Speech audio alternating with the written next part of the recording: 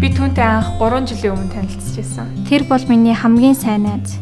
Анх ажилд ороод танилцсан хүмүүсүүдийн маань бараг эхнийх нь хулан байсан л та. Би ажилд орсныхоо дараа хүмүүстэй харьцахад маш хүндрэлтэй байсан. Тэгээ би хөгжлийн бэрхшээлтэй хүн гэдгийг мэдээж ажлын холбогдлолтойгоор тэгээ бид хоёр хоорондоо ингээ ярилцах хэрэгүүд гарч ирсэн. Анх энэ ажилд нэг эмэгтэй найз орж ирээд тэгээ тэр хүнтэй найзлаад тэр хүн маань ингээд цагаан толгой сураад ингээд надтай ингэж ярилцаж эхэлсэн. Би бол маш их баяртай байсан. Жохон ингээд асуудал гарахаараа надад ханддаг.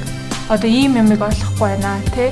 Ийм юмыг ингэж бичих гэсэн чинь надад хүндрэл гараад байна. Энийг яаж бичдэг юм болоо? Хүнд би энэ үгийг хэлвэл яаж хөвтэйхэн хэлэх үү ч гэдэм үү тий. Мэдээж ингээ өөрөө сонсдоггүй хүн болохоор тодорхой үгнүүдийг бас буруу бичдэг тийм асуудал гардаг л та. Тэгээд тэрийн болгон хүмүүстэй шууд тулж харьцаад сэтгэлээ онгоолгоод ингээд дотн найзлах боломж надад ерөөсөө олдож байгаагүй. Тэгээ хүн болгонтойгоо ингэж ярихдаа бичгээр ингэж дандаа бичиж нэг бүчлээ хэлэх гэж байгаа үгээ бичиж тэгэж хүмүүстэйгээ харьцдаг байсан. Хөгжлийн бэрхшээлтэй хүн одоо бидний дунд ажиллаад ямар хэцүү байдаг гэдгийг би бас ойлгосон л та. Оюутлахаа надад хамгийн сайн найз бэлгэлсэн. Одоо миний хамгийн дотн найзуудын маань нэг бол хулан болж чадсан гэдгийг би бол итгэлтэй хэлнэ.